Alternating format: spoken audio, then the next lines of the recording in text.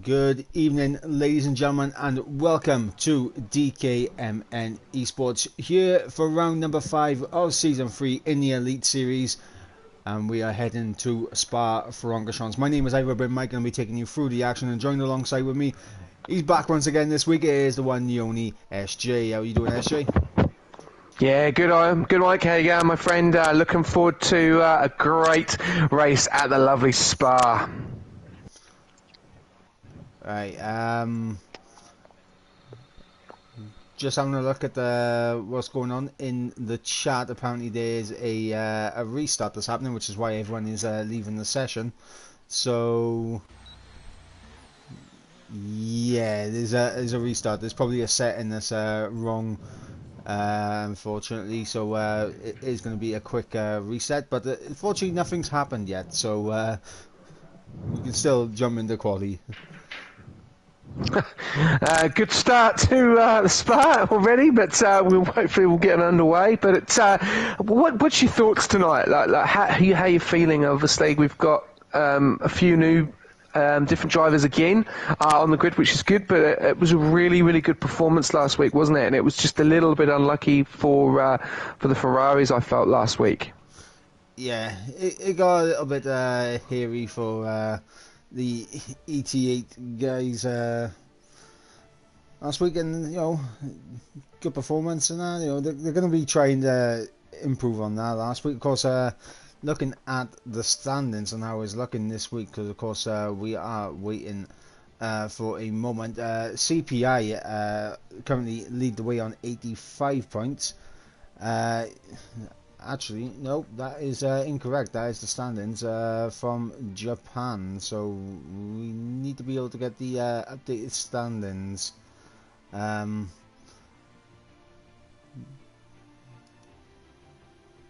and find that 2 seconds. Unfortunately, the last standings update was after Japan, and of course we did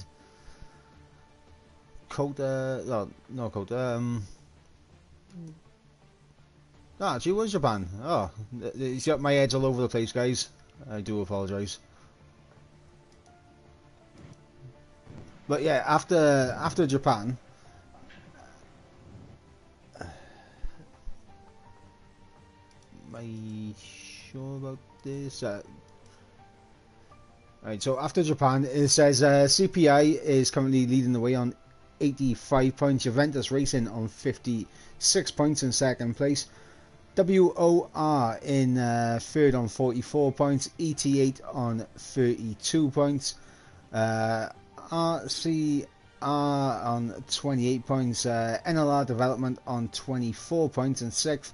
IRT Academy on 18 points. X Esports on 6 points. And TTL on 4 points. And obviously Racing Venturi yet to score a point in the championship. And I mean, as it's looking, I mean, it's definitely going to be a interesting one going into this race right now. So we're gonna have to wait and see. I have received another invite, but I can't join it for some reason. So if you're able to quickly send me an invite if you are in the lobby, and we can get back in.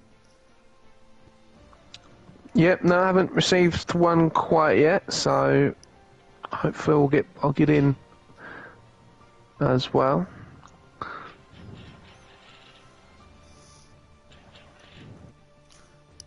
I mean, while we are here, I suppose we can talk about the track on which we're going to be racing at tonight. Of course, it is Spa-Francorchamps, an iconic circuit on the F1 calendar for the Belgium Grand Prix. 7-kilometer track in length.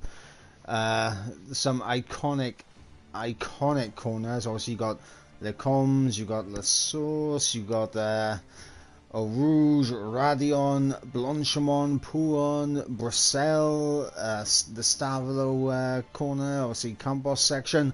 Like, so many intriguing, iconic corners for these guys to drive around, and it's going to be very interesting to see how they are going to balance the setup, because of course Sector 1 and Sector 3, is mainly about your top end speed, but Sector 2 you can gain so much time by adding a bit more downforce, and it's going to be interesting to see who's going to be running a bit more downforce for the middle sector and who's going to be running a bit more top end speed for Sector 1 and 3.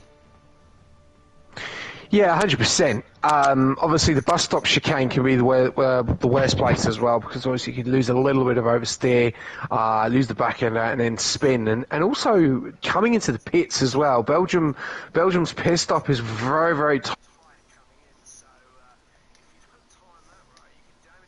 Before even going into the pits, so that's going to be an interesting one as well. But yeah, like you said, I think that Sector 1 up the Rouge, down that main straight is where it's going to see probably where your most overtakes are coming into then Sector 2. Yeah, it's a very fast track, but it is going to be very interesting to see.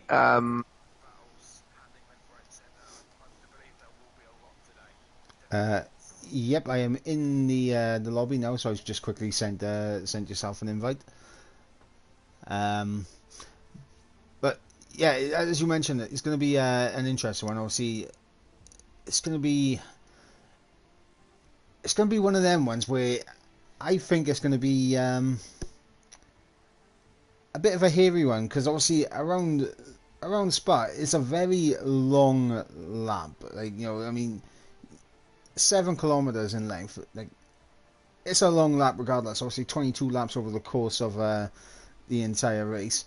In terms of the weather conditions, I mean, it is looking like it could be changeable conditions from what it looked like in the first session. That was another thing I was going to bring up, is of course the chance of rain being in the air, and it looks like there is definitely that chance if you have access to the Discord chat, and now you'll be able to see it as well.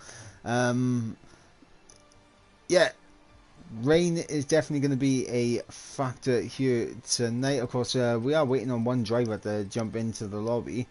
Don't know exactly who we are waiting on, but we have 19 drivers out of 20 in, so we're going to have to wait and see when the final driver jumps in, and we'll be able to get started on this. To everyone in the chat, we got Richie in the chat saying apologies guys for this. Richie, is absolutely nothing that we can do. I mean, if there's a setting that's wrong in the lobby, it's better to restart before anything gets started, so we lose as minimum time as possible. Because it would have been worse if you finished qualifying and then had to do it. So it's better to do it now. RVL Frime TTV saying hello. How are you doing, mate? Hopefully you're having a good evening. So yeah, we got little bit of a wait here. We're still waiting on one driver to join in. We got Shane J in the chat saying let's go guys, let's go. And do you know what? 11 people in the chat. I want to know, to everyone that's in the chat right now, what are your predictions? Who do you think is going to come out on top tonight? I'm asking this very early doors. We haven't seen anyone do a lap in qualifying yet, so I'm asking you guys early doors, who are your predictions? Obviously all 20 drivers are now in the session, which is fantastic to see. But let me know in the chat, who are you guys backing to take the win here tonight? And I'm going to ask you the same thing, SJ. I knew you would probably ask me again. Obviously, last week it wasn't there. Didn't go to plan, did it, for probably most of us. But I don't know. Smalley Balls was really good last week. That overtake on that last lap, that was absolutely phenomenal. I've got to say, if that was clipped and sent in, that was just so good to get that on that last corner in Suzuka. But can you give me the? Can we do qualifying first, and then I can give it a go? No, absolutely not. I'm going to go for ET8 Mohammed, Alright, go on. CPI Bunty, Okay. and Smalley Balls. Right, I am gonna go with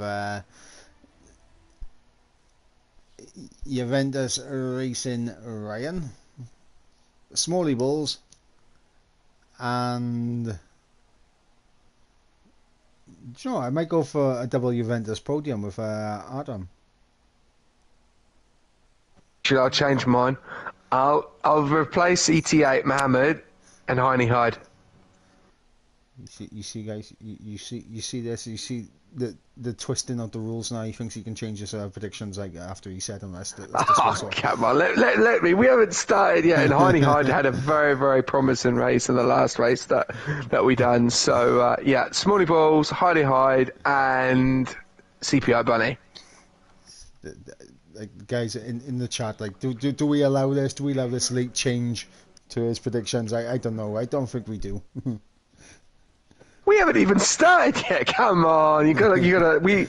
I think it's going to be a very interesting race. But I think even though we've got our predictions in, I still think that it could be even someone completely different. You know, obviously anything can happen, and like you're saying, wet conditions in Belgium brings out more dynamics to the track as well because it is extremely slippery, especially around into Sector 3. You can make no mistakes at all. Yeah, and of course, Sector 2 is where you're going to be able to gain and lose most of your time. So it's important, like especially in the wet conditions, to really make sure you have a car that's planted through that entire section. Because, I mean, pull on, you can see countless invalidations through there by just drifting wide in the dry, never mind in the wet. So it's definitely going to be a track of attrition, let's see. Definitely. And yeah, a few of the guys are going out, so I'll let you do the honours. Yeah, and obviously the first man out on track is the Alpha Tauri of Neil Shendrick, who is having a great time out there. Obviously, last week it didn't go his way. He had really struggled at the Suzuka last time out, but he's going to be hoping that this week goes a lot better for him and he can get himself well up the order. Yeah, it's a hard one. You know, you've got drivers that feel that they're quite positive and kind of confident around the track, and then it just doesn't go to plan. So it'll be very interesting to see what he can do, and yeah, we'll look forward to seeing what his lap is all going to be about. Yeah, absolutely, and obviously he's on his out lap right now, so he's just going to be getting his tyres in a decent enough temperature to get his lap underway. He's going to have fueled up the car, and I'm going to take you on board for a full lap here of the circuit, the Spa-Francorchamps for the Belgian Grand Prix. Neil going to get us underway as soon as he exits the bus stop chicane, looking for a wide line to get on the traction a little bit earlier, and here we go to start qualifying here. TTL Neil Shendrick into turn 1, La Source third gear, trying to get the car rotated, a little bit off camber on the corner, but doesn't drift out too far wide. Now running down into Eau Rouge being this bottom bit as you climb up the hill through Radion, and lovely and all valid there. Now DRS wide open as you head down the Kemmel Straight, and we're going to be seeing some overtakes going on here as we head into Le Combs, as his fifth gear, the gear of choice for Neil through here. And now the long right-hander of turn 10, also known as Brussels, fourth gear. It's almost a never-ending corner, Brussels, but immediately come out into the left-hander. There's the corner with no name at turn 11. Now full pull on. 7th gear for Neil, as he does keep it all valid and in check with the track limits now into the Campos section, using a lot of the curb there, but fortunately not losing out the car, and now through Stavolo, and there's a 13.8 in the middle sector. Now foot to the floor as you head down all the way to the bus stop chicane, but before you do that, obviously you end up going through the one corner known as Blanchimont right here, and it is still foot to the floor, braking just right before the 100-meter board, braking down into third gear for the bus stop chicane, and Neil on traction on the exit. It's going to be setting the provisional time of a 1:42.1. Yeah, very good lap there. Be interesting to see who follows very, very closely. I think you've got a Williams coming across now, and there you go. Smalley balls. So 141. So what, are we looking at maybe a 140s? Do you think we'll be hitting a 141.2? What's your thoughts? Well, I mean, I think we'll be looking at potentially high 1 minute 40s around this track from some of these drivers. That's what I predict in terms of like a pole time, because obviously we're seeing 41.4s and 5s on the first runs, and the track is only going to get quicker throughout the session, and I wouldn't be surprised if someone does break into the 1 minute 40s, but I mean a high 1 minute 40 or a very low 41 is going to be my prediction for a pole time. And there we go. There you go. There you go. You just said it, and there it is. J.R. Artem 13 with a 149. And I will say, Mike, that the track is absolutely chocker. It's very, very busy. Yeah, absolutely. It is a chocker block out there. It's like going to Cardiff when the rugby's on. That's what I'm going to say. I'm actually on board the Mercedes driver in JR Ryan. He's now coming into sector 2. He's got a little bit of traffic in front of him, so he may get a good slipstream if any of these guys do invalidate in front. He's low on the fuel as well, so he is really pushing that car to get as much speed as he can, coming into sector 3 very, very shortly, dropping down off to the 50, riding a lot of the curb. Now they do have to ride a lot of the curb on here, but I've got to say the curbs are still very dangerous in Spa, Mike. Yeah, curbs definitely going to be an issue. Obviously, Les Combes, the curbs through there can be a bit of a nightmare, and of course through Campos and Stavlo you can get a little bit too much onto the curbs and lose your car there as well, and obviously you take too much of the inside of Pouron, you're going around as well, as JR Ryan heads into the pit lane.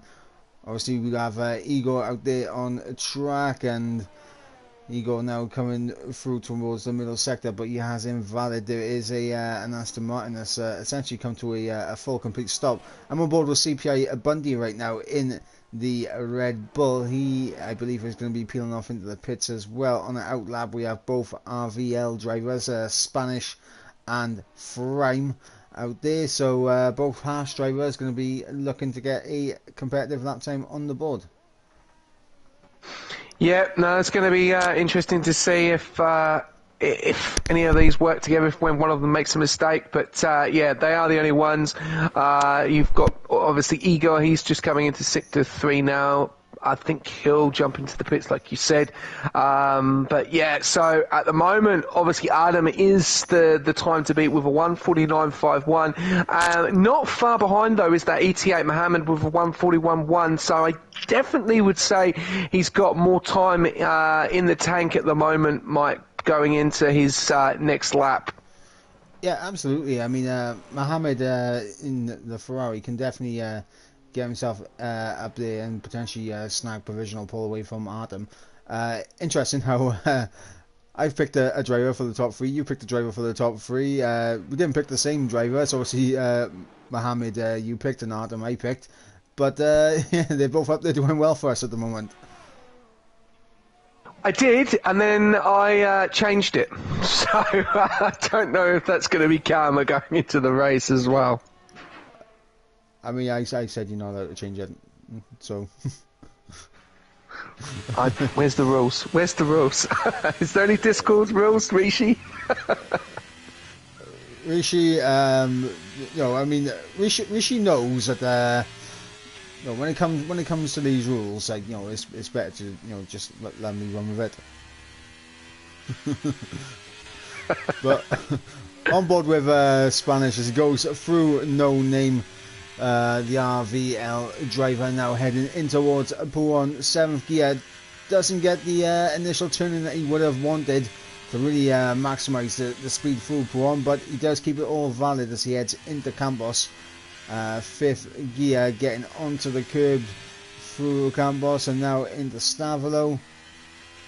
Going to be interesting to see, and he is quite some way off of the times that have been set so far. Honestly, I think this could be a 42, maybe even a 43. Yeah, the question would be as well, I've noticed that most of the guys are running low on fuel. Now, do you run the 5 kg, do you run the 6? Like, do you take the risk of running a little bit more fuel just in case you do get that invalidation? Obviously, you're going to get better times, obviously, with the less fuel, but what's your thoughts there on your fuel situation? Because I'm seeing a lot of the drivers running really, really low fuel on their first laps. Well, obviously you want to make your car as fast as possible in qualifying to really maximise everything that you can.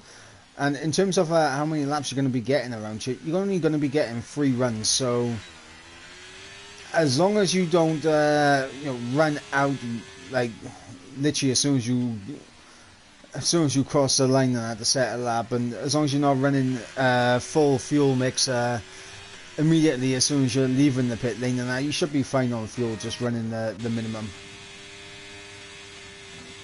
Well, like you said, more fuel gives you more speed. Less fuel gives you more speed, the other way around there. Honey Hyde now coming around into Sector 3. A little bit of a traffic in front of him. Going to get a nice little slipstream coming up the straight. It's going to push into P3 with a 1:41.343. So no one is hitting those 140s. Now it's going to be interesting, Mike, to see who is going to be improving on their lap times. Well, we got the McLarens working together as a team. Lorenzio and Belby working together there, the RCR drivers, and Lorenzino is coming through the bus stop. That's a bit of a back end snap on the entry into the bus stop, but it actually might have just worked for him because he was able to hold it, and he improves up into P3, so good lap there from the McLaren. Smalley Balls is up on his time as well. He was about a sector up into Sector 1 at the moment. He's going to have to probably push a little bit more because it's only going to push him around into that P5 position. Nearly 2.5 tenths up, so he's really, really pushing now. I think he'd be looking at maybe a top 4, top 3.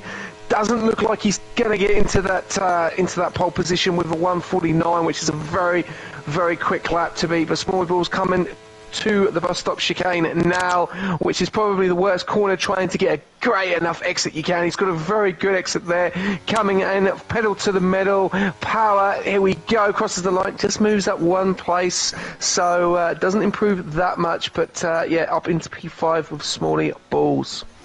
Yeah, just a 1/10 improvement there from Smalley Balls. He actually lost a bit of time in the final sector, so he knows there's time out there for him to get himself up there. Obviously we got Tajin for ET8, 2 tenths up on his time. He's currently down in P11 and he's heading up towards Blanchimont now. The ET8 driver in the Ferrari wants to be up there with his teammate, wants to be up there with Mohammed, and we're going to see if Tajin can get himself up there.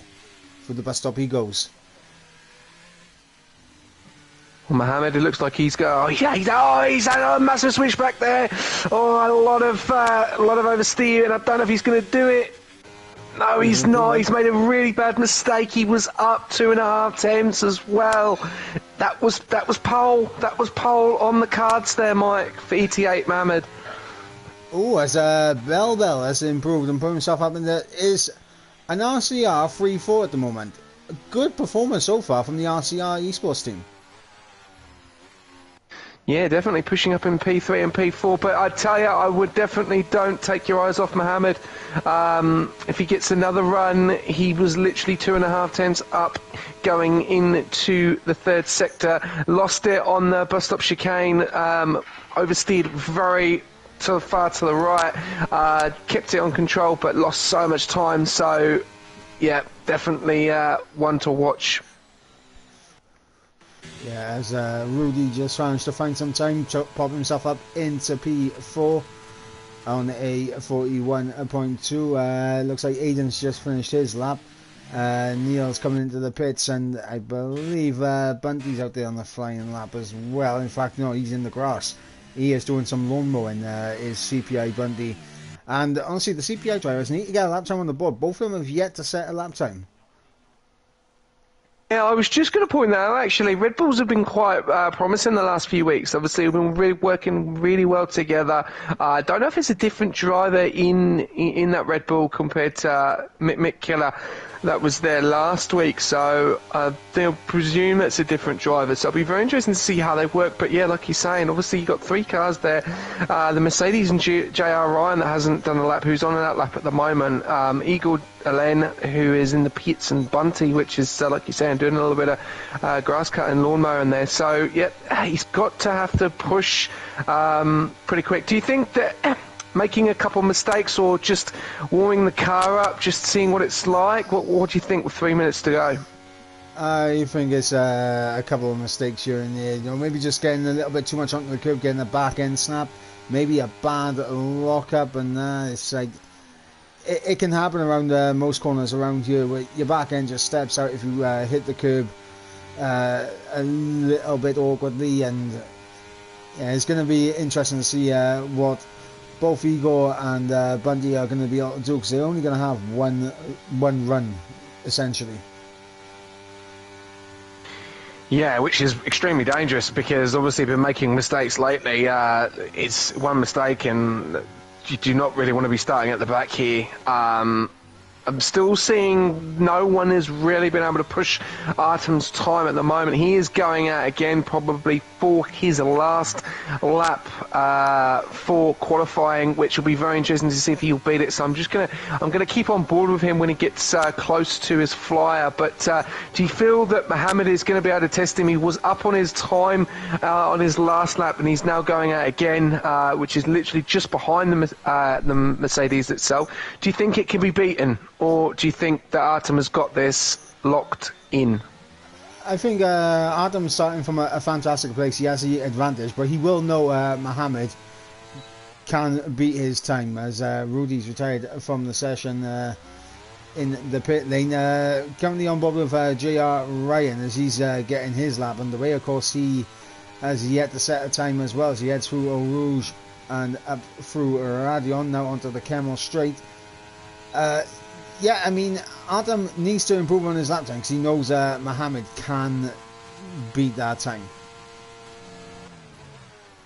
Yeah, definitely. There's not much in it, is it? It's probably literally a tenth. 2 tenths will probably lock it out. But don't underestimate the McLarens. Obviously, worked very well on that last lap. But this time it's obviously going to be down to themselves. Lorenzino is now on a lap at the moment in Sector 1. And let's see if he's going to be up on his time. No, he's not. So he's not improving at the moment. So that'll be an interesting one to see what his teammate can do in RCL Belbel.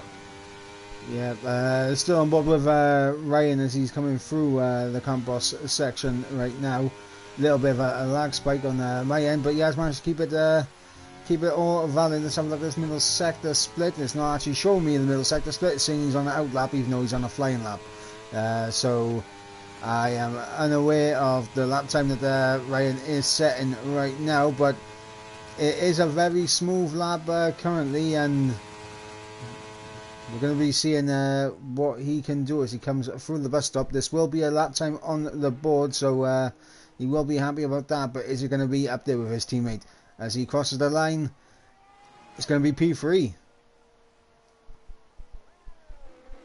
What a massive jump from near enough last to P3, but these are the two to watch out for now. Belbel is finished in P4 currently, but what is Artem going to do? I'm going to keep on board with Artem. Up to you if you want to keep on board with ETA Mohammed, but Artem is now coming to Sector 1. As you can see, red light on the fuel already, up on his time already, not by much at the moment. Mohammed's about 800 of a second up on his time as well. He's a little bit further up the road than Adam, so we're going to be seeing Igor out of nowhere on his one and final flying run, puts it into P2, and he is only 6,000 of a second behind Adam. Phenomenal job there by the Red Bulls. See, you cannot underestimate the Red Bulls. Bunty's still got to go as well. I'm just on sector 2 at the moment with Artem. He's coming round. Here we go. It's going to get a time coming up very, very shortly. Is he up? Is he down? It's getting extremely close. This is the last chance for these guys to knock out the pole. He's up. He's up on his time. 2 tenths. Oh, this is going to be a 47, and if he gets even more quicker, how is Mohammed doing? He's down on his time marginally. He needs to find the time that he lost in the final sector as he heads through the bus stop chicane. And now Mohammed needs to get a fantastic run out of here, and he's going to cross the line. It's going to be provisional pole, but Artem surely is going to beat that. And yes, he does. Artem with a 40.7. Mohammed, I believe he set the exact same time as Adam right there with a 40.951, 6 thousandths of a second ahead of Igor, which was what Adam was on provisionally. Ryan's going to cross the line, and that's going to bring an end to the qualifying session. But Adam with a fantastic lap at the end seals pole position. Mohammed gave him a good run, but in the end it was just a bit too little, too late from Mohammed. Igor with a fantastic final run, and obviously Ryan getting himself up there as well. Yeah, phenomenal end to qualifying there. Obviously, it was between Artem and Mohammed, and obviously Artem has got it. But look at that. Obviously, 3 in the 40s, and everyone else down from P4, I think, all the way down, which is absolutely phenomenal. Look at that. Down to P16 in the 41s, and just the last 4 there in the 42s. So phenomenal start to qualifying, Mike. Yeah, absolutely. We'll run you through the order. It is Artem taking pole position ahead of Mohammed in second place. He got in third with Ryan in fourth. Smalley Balls in fifth. Heidi Hyde in sixth. Bell in seventh. Rudy in eighth. Lorenzino in ninth. And Tajin rounding up the top 10. Then we got Bree, Jake, Aiden, Bunty, Neil, Margin, Toby, Frame, Spanish, and of course Fearful rounding out the back of the grid. So a good qualifying performance from the Juventus racing team. There is a CPI driver in the mix up there, so this is big for the team standings, because obviously CPI leads the way and Juventus are the nearest challengers. Definitely, and I was quite outspoken there by Bunty's performance. Obviously, maybe not the track for him. Obviously, too many validations and only putting himself into P14. So he's got an uphill struggle and definitely an uphill battle as well, going through the pack to get into the top 5 or even a podium position. Yeah, absolutely. I mean, Bunty has a lot of work to do if he wants to back up his teammate in this race. Of course, both of the Mercedes Juventus racing drivers are up there. There could be some team tactics to be played. Obviously, ET8 in the Ferraris. What's called the Red Bulls, obviously, with the CPI team. NLR in the Aston Martins. IRT in the Williams. RCR in the McLarens. X Esports in the Alpines. WOR in the Alfa Romeo. TTL in the Alpha Tauris, and RVL in the Haas Racing F1 car. So there you go, that's the teams on what cars they are going to be driving in tonight. And obviously while this is also going on, there is obviously a stream for Prodigy tier, which is currently being streamed on Twitch on what's called Harvey's channel. I mean, I will drop a link in there, so if you guys are wondering why there's no link for the Prodigy, that is the reason why. But there you go, there's the link as we go to those 5 red lights. 5 lights are out and we are underway, and it looks like a very good start from Artem and Mohammed. An absolute horrible start from Ryan. Yes, no, not the best start from him. He's fallen all the way back down in P9. He's actually got traffic. He's got an Alfa Romeo to the left and into the right, and then he's got an Alpine going up Eau Rouge. And if this is going to be the interesting one, is everyone going to be able to get up here nicely? We saw Lando go up there in the wet, absolutely phenomenal and DNFing. And already we got a penalty already with Jake Marsh with a 5-second penalty, but everyone getting through very, very clean. Yeah, and contact in the back as Aiden's around.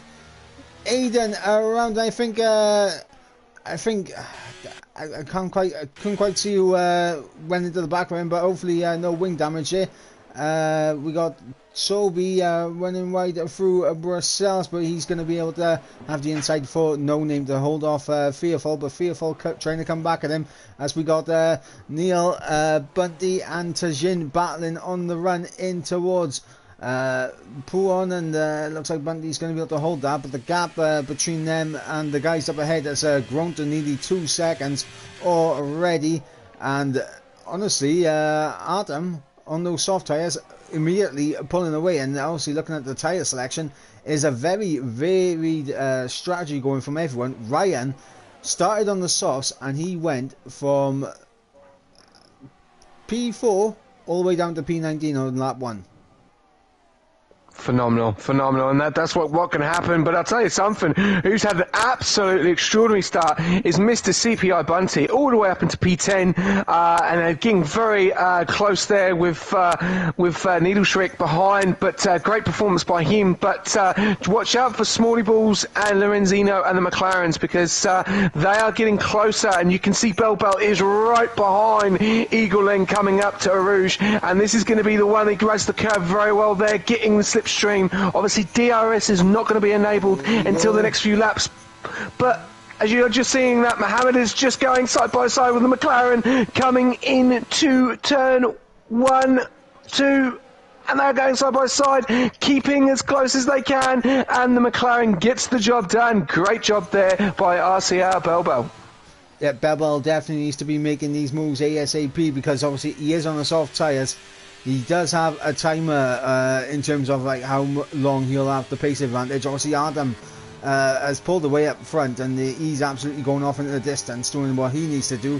Igor getting through on Mohammed is definitely a positive for him, but he does have a soft runner behind him now of Bell all over the back of him. Mohammed going to be under pressure from Smalley Balls and Lorenzino in behind on the mediums. Obviously Rudy in there as well for NLR, and you got Bree on the set of the sauce in the mix as well.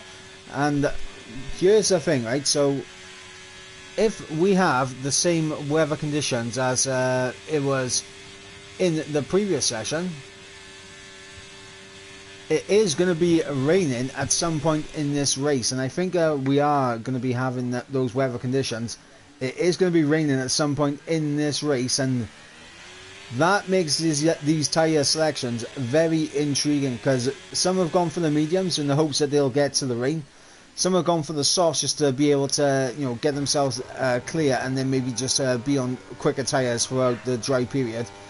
And it's interesting. The hards definitely will go all the way to the wet, as Bell now with DRS, he's all over the back of Ego, and it's going to be job done before you even get close to the braking zone into Les Combes.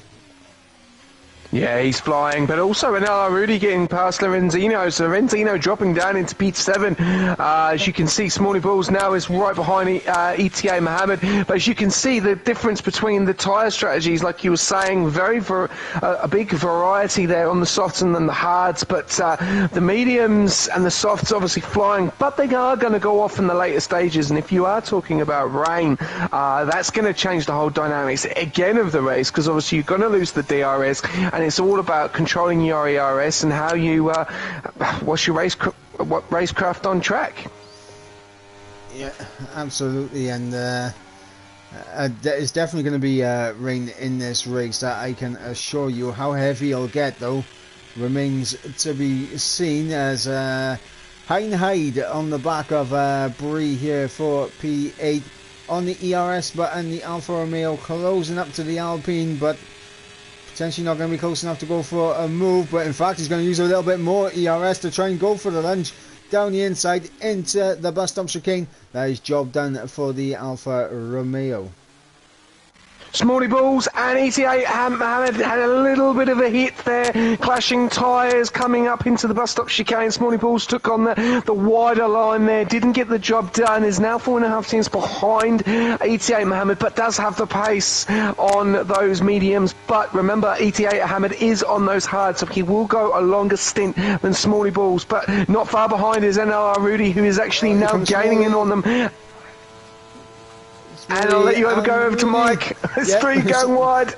Smalley and Rudy both overtaking Mohammed there with the help of DRS. Mohammed getting absolutely swamped on those hard tyres right now, but the one good thing is, regardless of what happens with the weather, Mohammed will be able to take it to the rain. That is the benefit of being on the hard tyres. But the thing is, as Majin is out of the race and going to quickly go on board. Oh my god, how's he put it there?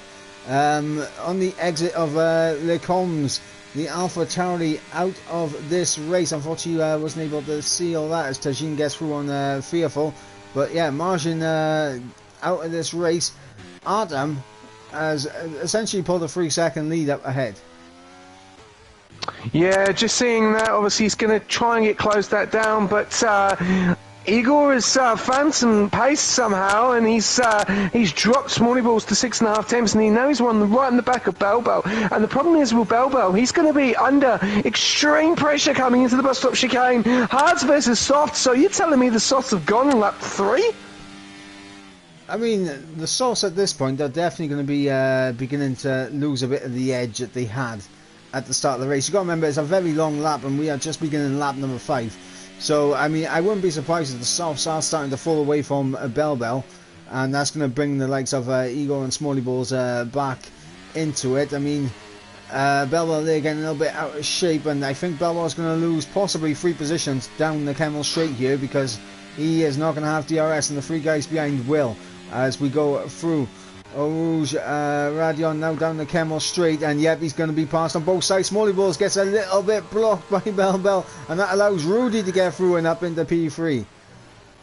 Yeah, very good driving there, because he actually got squeezed into the middle, as you could see, and he was going to be touching tyres there with Smalley Balls, but Smalley Balls has just dropped into that P4 position. But Igor is flying on those hards, and he has just picked up the pace dramatically, and it definitely looks like the softs have dropped, because Belbel has lost 2 positions, and he's now in front of his teammate. So are we going to have a team strategy now between Lorenzino and Belbel, because Lorenzino is on those mediums, so he's on the better strategy of tyres, and I would say Belbel is probably going to be coming into the pits maybe lap 6 or 7. I don't know if he's going to be able to keep going any further. He's dropped dramatically compared to where he was, and a little bit of a snatch there from Belbel. So those softs have definitely gone to me, Mike.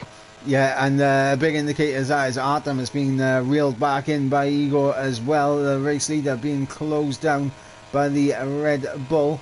The interesting thing is going to be what Artem and Belbel decide to do in terms of the tyre strategy. Do they go to the end on a set of hards, or do they go for a set of mediums and hope that the rain gets strong enough? Belbel there getting another little snap. Lorenzino not close enough, and if there is going to be team orders, now's the time to do it, in my opinion. Yeah, no, definitely. It's going to be hard to do it, though, because obviously they're going to be going up in Rouge, and it's going to be very interesting here. And I see that NLR Rudy is probably going to take P2 now. He's going to get the DRS going up to Igor. It should get this job done very, very quickly, as Igor has the big gap in front of him. They're going side by side, and there you go. Rudy takes to P2. Yeah, and when you got to remember, at this moment in time, the mediums are a little bit quicker than the hards still.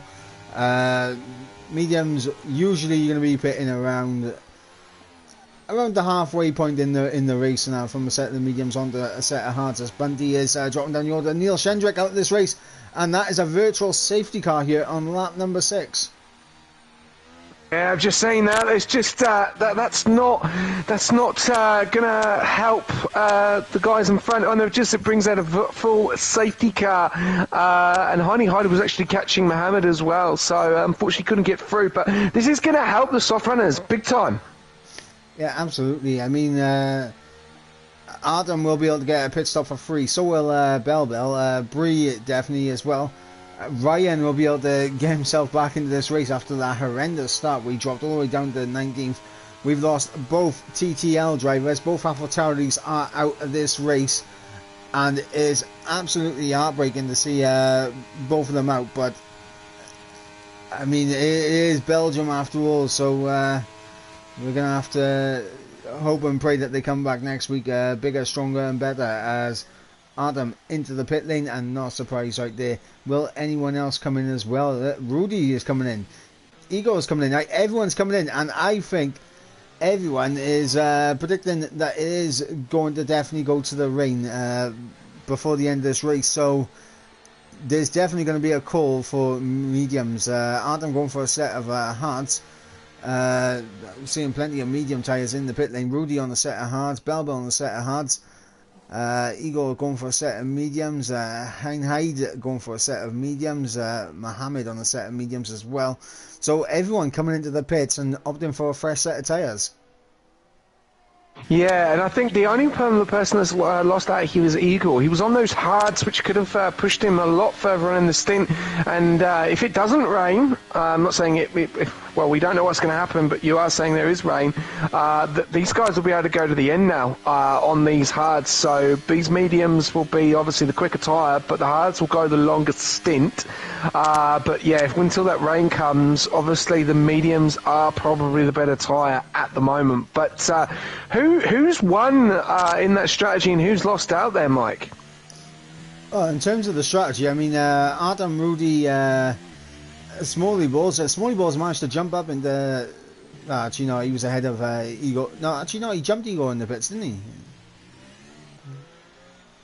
Yes, he did, yeah. No, yep, he did. So Rudy and Small Balls are the ones I've won, because he's gained 2 places and Rudy's gained 6. Yeah, so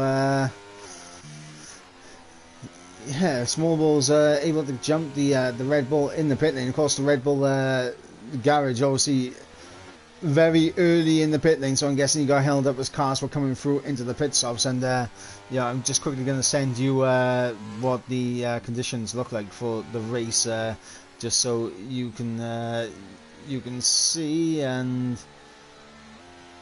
eventually I'll find the screenshot I just took at some point. But there we go. So there is rain forecast for the end of this race. But whether it gets heavy enough is another question. Just seen it. That's going to change a lot. And just going to point it out, we're on lap 7, and I've got one of my guys in the predictions. So hurrah to me for the time being. I mean, you have 1, I have 2. You've been doing this longer than me.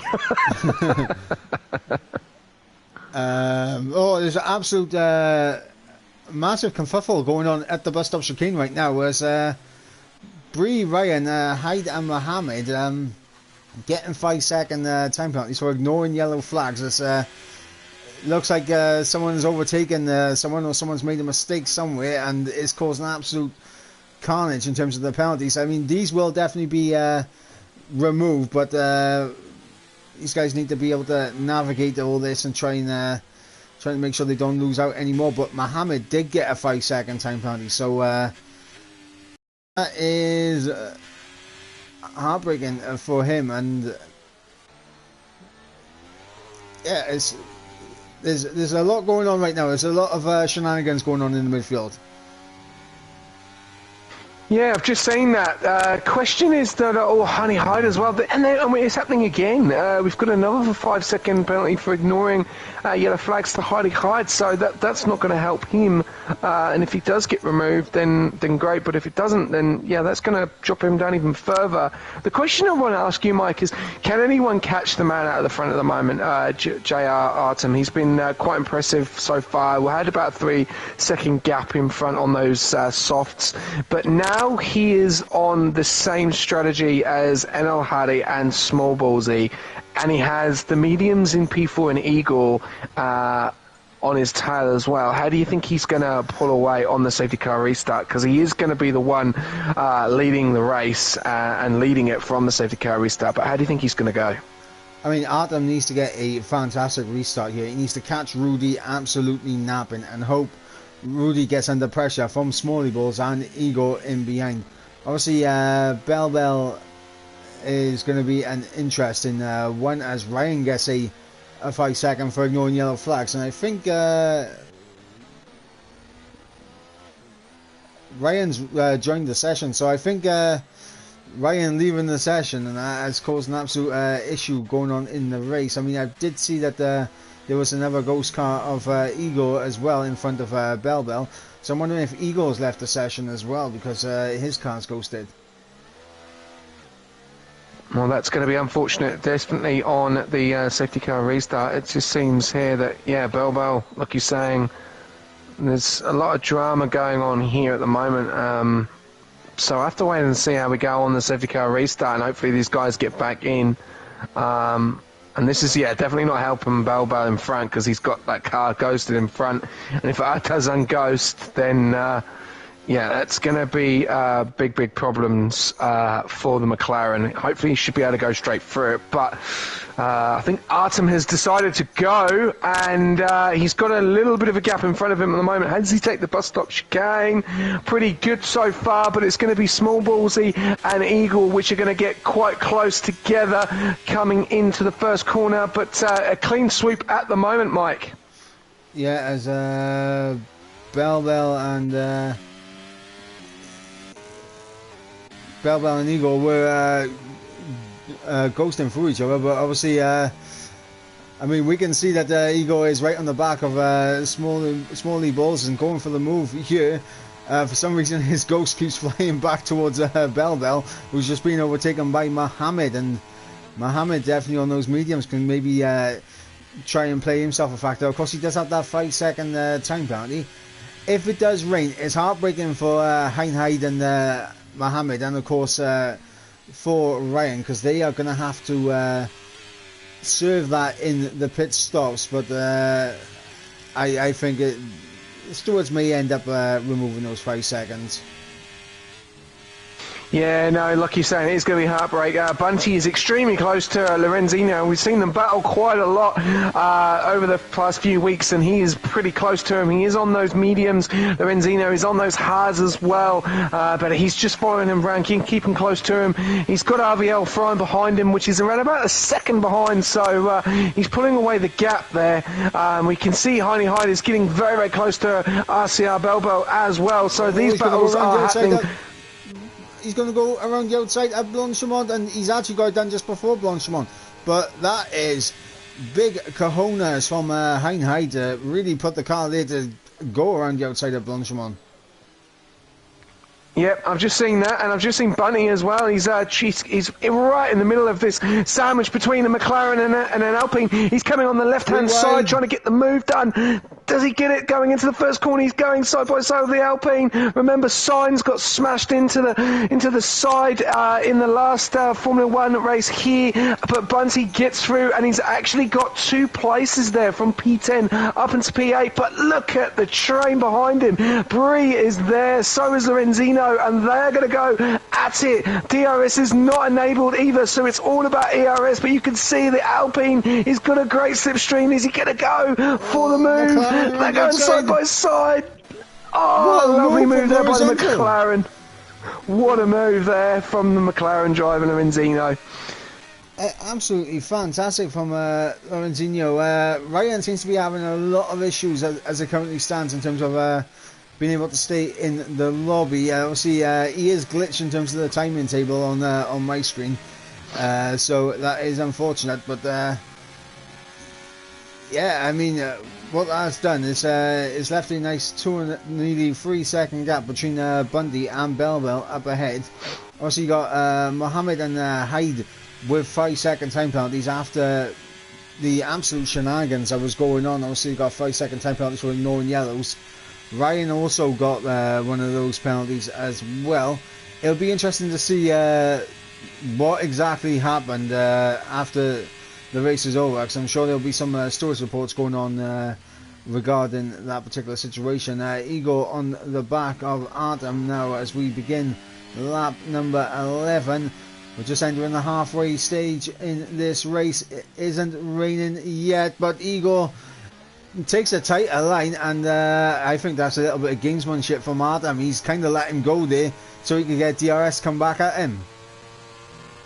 Yeah, he has, and I've just noticed as well that Igor did get past NLR Rudy, and Rudy's just going to get behind here, so he's going to get a really good slipstream on Artem and Igor and get into the battle as well. As you can see, look at the speed going down that main part in Sector 1 there, but yeah, Artem back in front, but obviously Igor and Rudy having a great race so far, 7.5 attempts behind Small Ballsy, and if anything happens, Small Ballsy is just right there to pick up the pieces, Mike.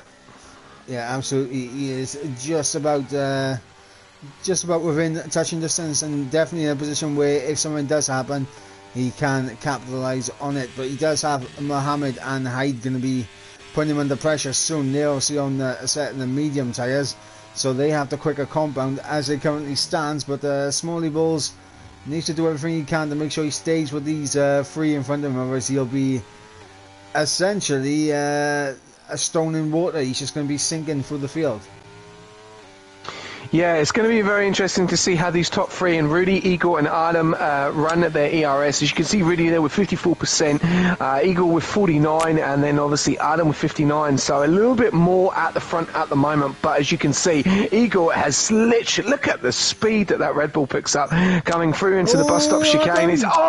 He's made a big mistake, and that's brought Rudy into it. That's brought Smalley Balls into it, and they're extremely close now. So that's a 4-way battle. Could even be a 6-way if it carries on, and this is going to be extremely interesting again. Is Igor going to do the same? Oh, he's been snapped there by Rudy right up the backside into the first corner, but this is going to bring all the guys in at the back. As you can see, Hyde is going side by side. The Smalley Balls gets the job done before the Rouge coming up the top there, and now here we go. We're going to have a battle left, right and centre here. It's going to be Igor coming in on Artem. It's going to be Rudy going on against Mohammed. Oh my days, there's 4 going up, and Igor back in front again, Mike.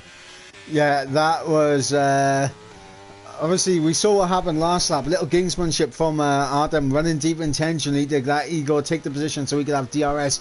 Igor was not going to fall for that a second time. He did make a little mistake as well in turn 1, did Igor, but he knew exactly what Artem was doing, and he was like, yeah, fool me once, shame on me, fool me twice, shame on you. And he was not getting fooled twice. No, definitely not. And the biggest loser there was Smalley Balls. He's dropped down into P6. So he's on those hards. He's still running obviously 5 laps at the moment, but those mediums are flying. And you can see the battle between Hyde and Mohammed there. He's getting extremely close. I'm just looking at the ERS there. Mohammed has burned a lot of ERS, so he's going to come under pressure from Hyde. Be very interesting to see if he's using it. Yes, he is using it a little bit. 29%, 28%. Now dropping down to 11 for Mohammed. Is he going to get the move done before the bus stop chicane? Let's have a look. He's going to the right hand side. He's going to get the line. Oh, it is extremely so close, isn't it? Coming out of there. Capitalise.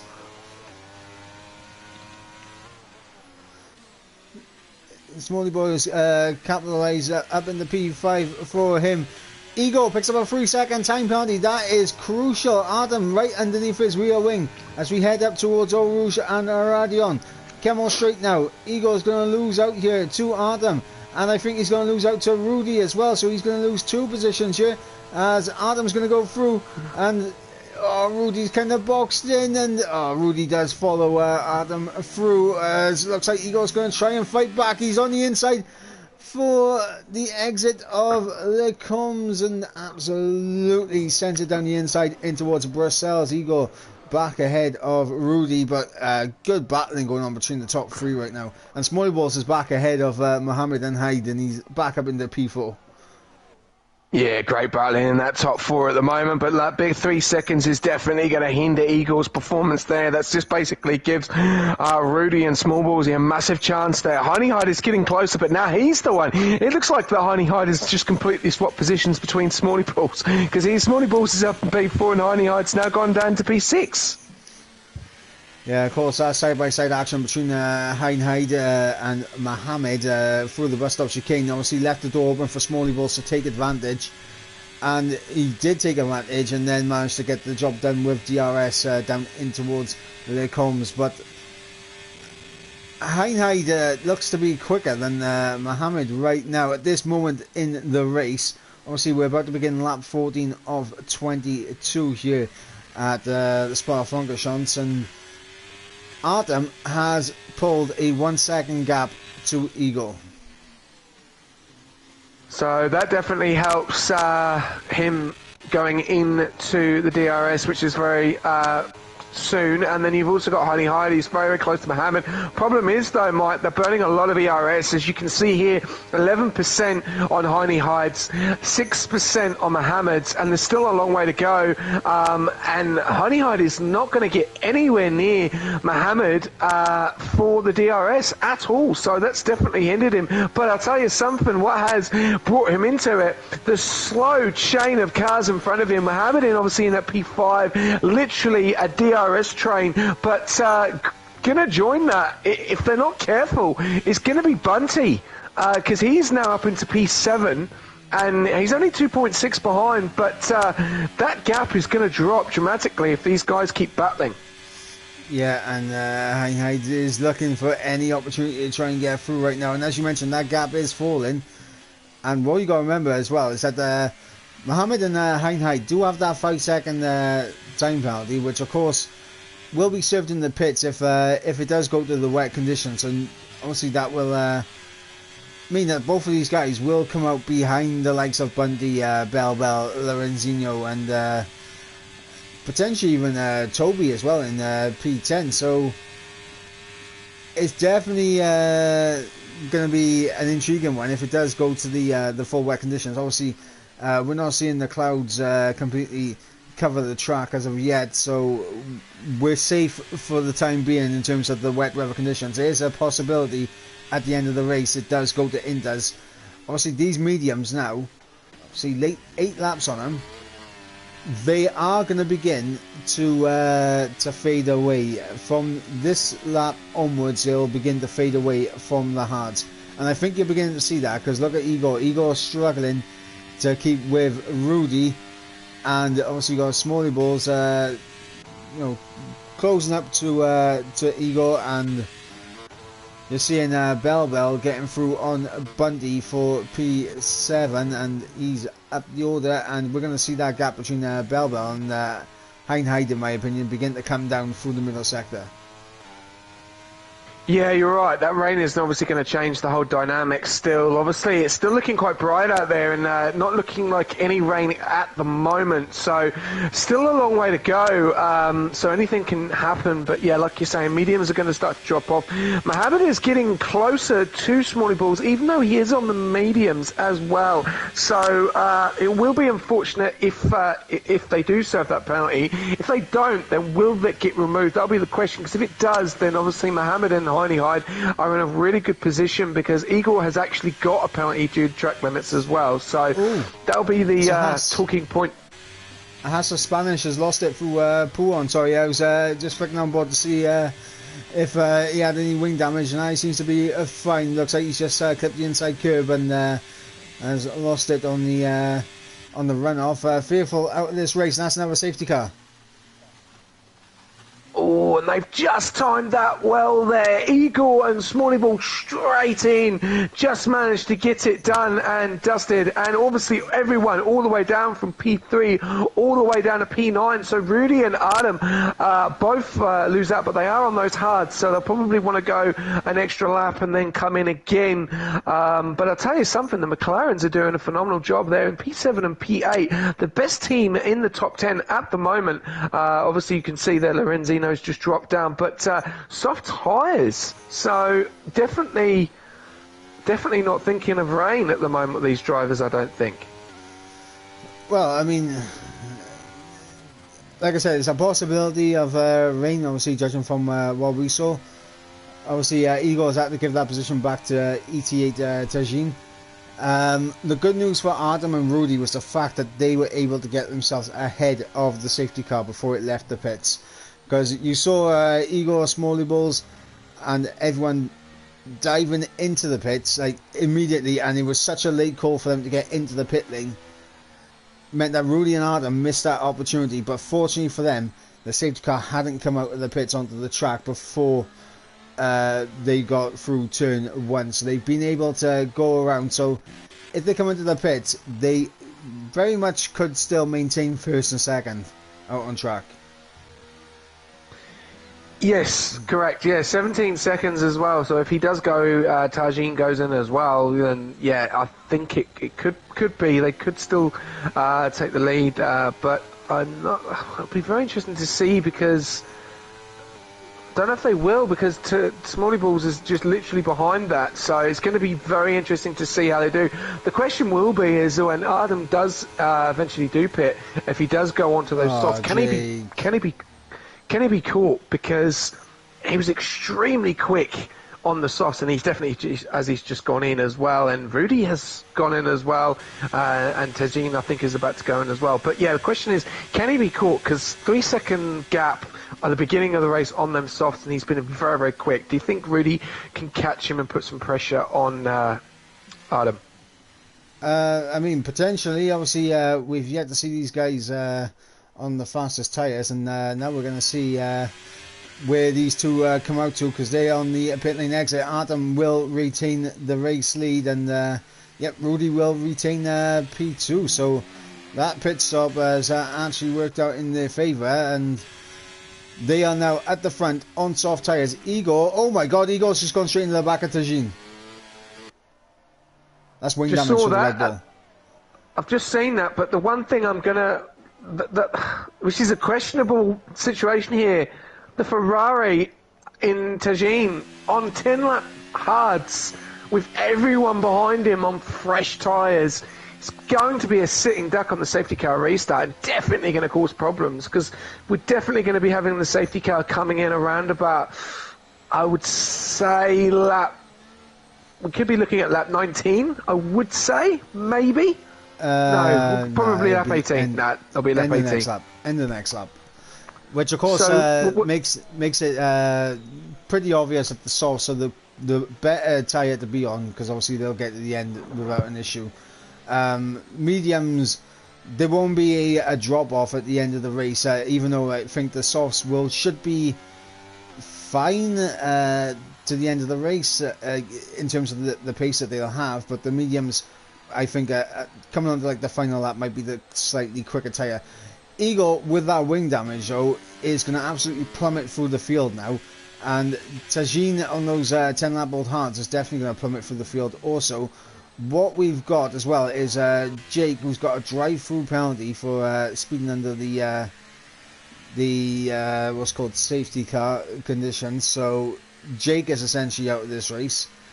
Ryan is still massively glitched on my end, and for some reason they're saying he's a full 1 minute 44 seconds behind Aiden, when in reality he's actually ahead of Aiden on track. So like there's a big glitch going on there.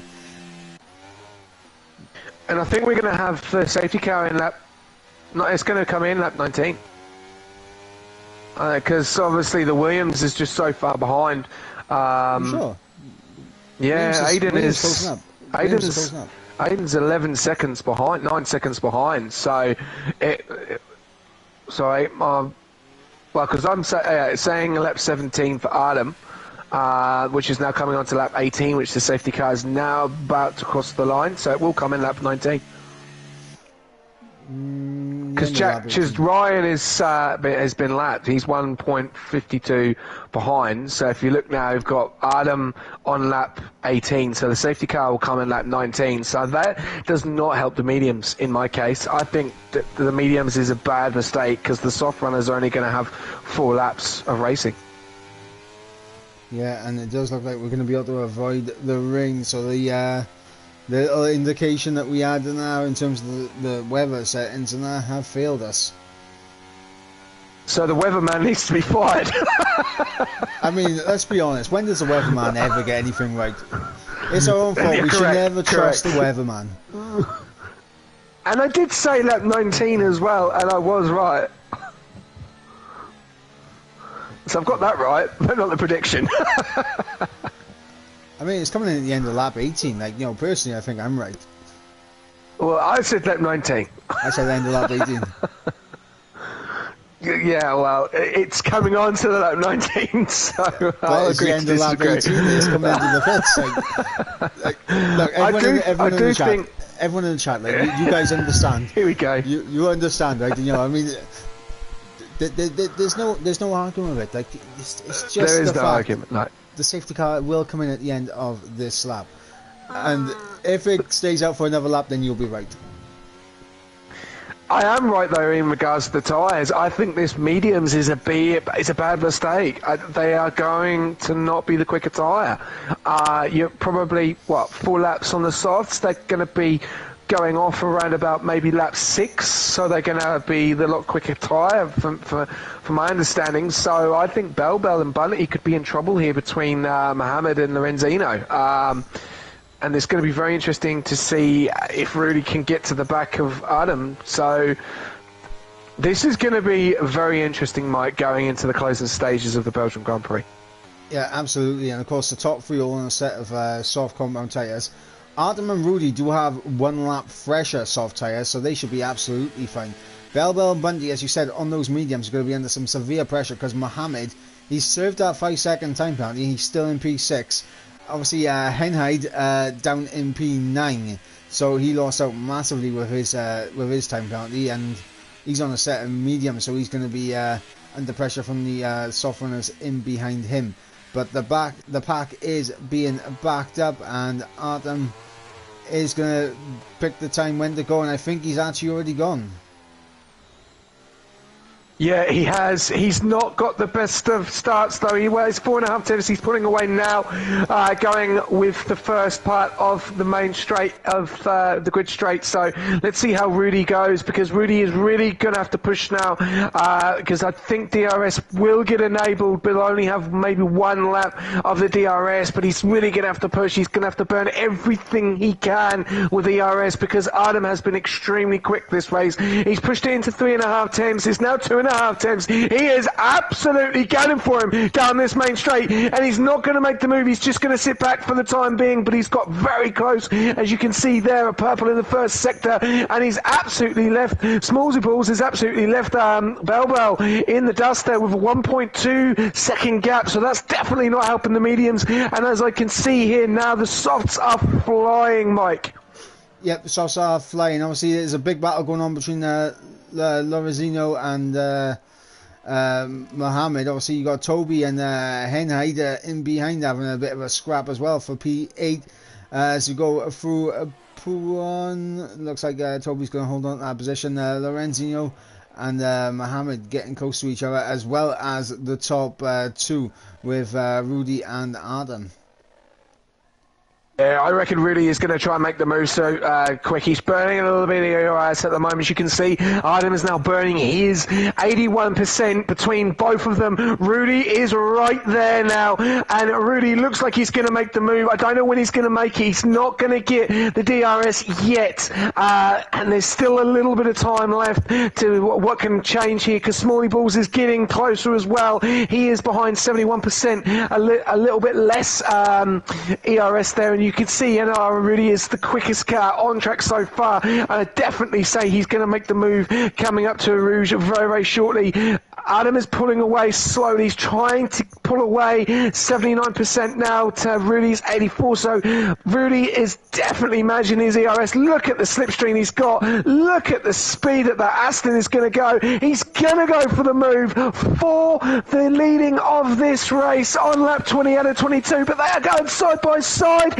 He's trying to make the move. He gets the job done, gets in front, but Smalley Balls just tucks in behind. This is not going to be over, Mike, until the fat lady sings. Yeah, absolutely not. And now Rudy needs to absolutely try his best to pull away now, because as you mentioned earlier, we're going to have a lap of DRS, and honestly I think it's going to be activated the next lap.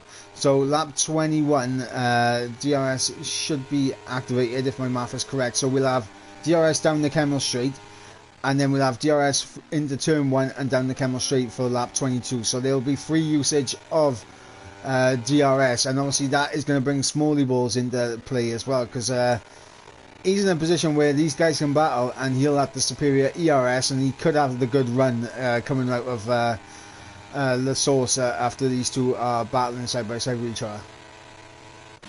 Definitely, you can just see there, Lorenzino is just going to make the job done on Mohammed, and he does. And we've got a P5 and P6 from McLaren, so great start by those guys going into it. And we've also got Heidi High get involved. He's spun. That's unfortunate. And like you said, DRS is enabled and Smalley Balls is getting, and he's going to be making his move. He takes a very wide line there coming into turn 1. But this will be the question, is Adam and Rudy, how much does Rudy need to be in front for Adam not to stick behind? Because it's going to be one more lap of the DRS, and it's going to be the amount of speed picking up down here, as you can see. It's gone to 4 temps, it's going to drop to 3, he's not going to get the job done, so Rudy keeps in front, but is he going to be able to keep to front to the end, Mike? That's going to be the question.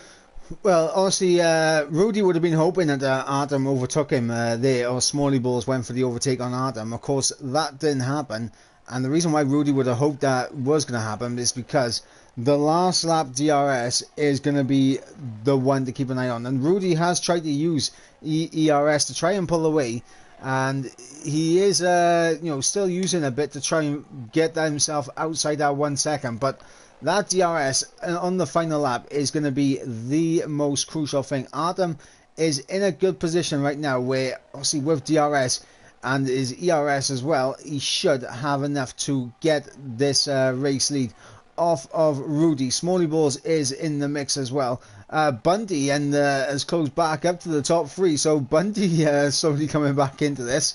The top 7 all in a DRS train, and it's going to be difficult for anyone to be making any of these moves. Support in the chat for RCR Bell as we head on to the final lap. Adam with DRS and ERS, will he get the race lead down the Kemmel Straight? I think he will.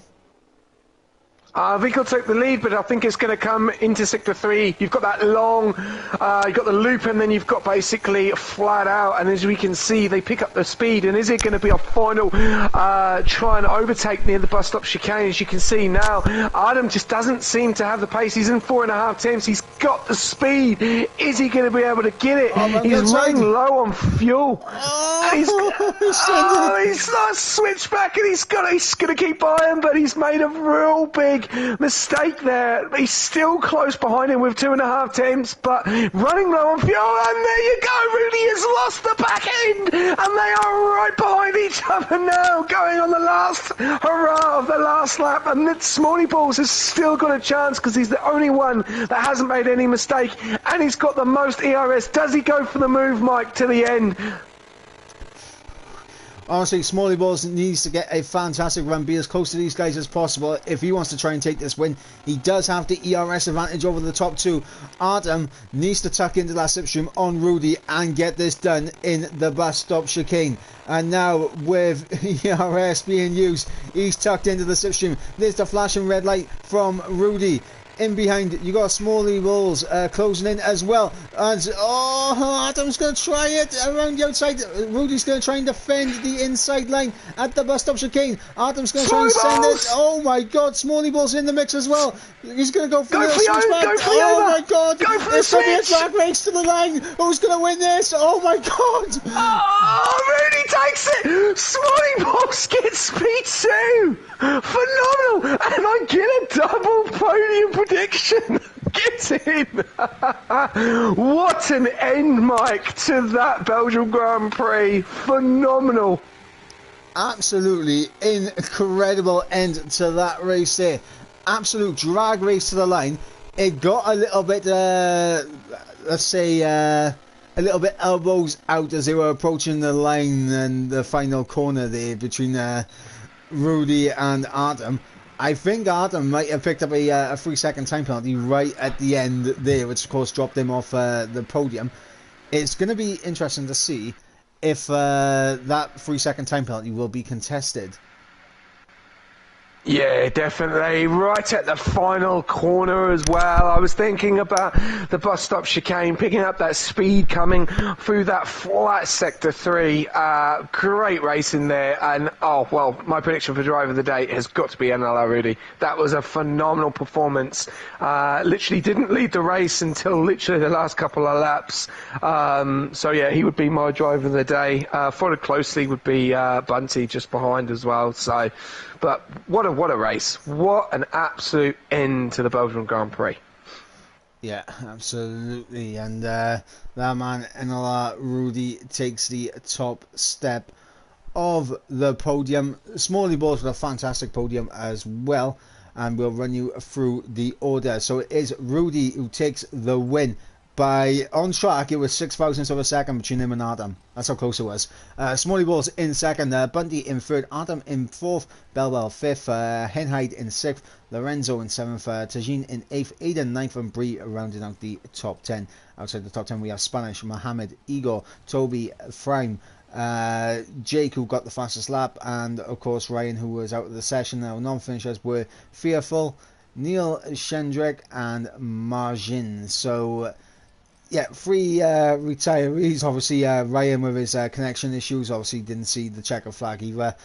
But a very exciting end to the race. And I wonder, will that 3-second be appealed? Well, that will be the question. That will be the question for the stewards. That will be obviously go to the FIA, and then they'll make a decision, and that will obviously change the definitely the grid order, the finishing order there. But I've got to say, that was an absolutely exhilarating race. There were so many overtakes. It was action packed. We obviously saw Adam take out basically from start to finish, nearly to the finish, and obviously both of them making mistakes on that last final lap there, as you could see. Had a bit of a snap going into the sector 2 there, both of them, and Rudy was very, very lucky not to lose the back end and spin, and he actually did a little bit of Tokyo drift there on that corner. But Smalley Balls, where did he come from? He was literally just sitting back there, and to take that P2 as well, unfortunately on that 3 seconds, that's a great performance by him. So yeah, a great performance by all the top 3, and to everyone tonight, a very, very great race. Yeah, obviously Rudy coming from P8 on the grid to take the win out on track here. Obviously he's your driver of the day. I'm going to give my driver of the day to CPI Bundy, coming from 14th on the grid up to a podium. Fantastic performance from the CPI man. Obviously, Smalley Balls definitely deserves a big shout as well, because he was consistently in it throughout the entire race. Adam, I think, also deserves a shout as well. It's just that last penalty, and that done him over. We got a question in the chat saying interviews. We don't generally do interviews, because obviously I have to shoot off almost immediately, and of course since I'm the one streaming, it's difficult to have the interviews going on. So unfortunately there won't be any interviews, but yeah, that brings an end to round number 5 here in Belgium. Of course, next week we will be back again for round number 6, and round number 6, where are we going to? We are going to Australia, to Albert Park, for the Melbourne Grand Prix. Yeah, what a race that's going to be. Obviously, all about the graveyard is where most drivers make the mistake. But yeah, it's going to be a great race as well, and definitely heating up in the standings now, Mike, with different drivers winning each week as well. Yeah, absolutely, and of course with CPI Bundy finishing ahead of Adam out on track, and that is going to allow CPI to pull even further ahead of Juventus in the team standings as it currently stands, because we don't know if Artem's going to appeal that 3-second as of yet. And if he does, that could change things. It could even end up with Rudy getting a time penalty, which will drop him off the provisional race win, but we'll have to wait and see for that. But that is going to bring an end to the racing action here tonight. We'll be back next week for round number 6 in Australia. I have been Ivorbrin Mike, he has been SJ, and we shall catch you next week, guys. Goodbye.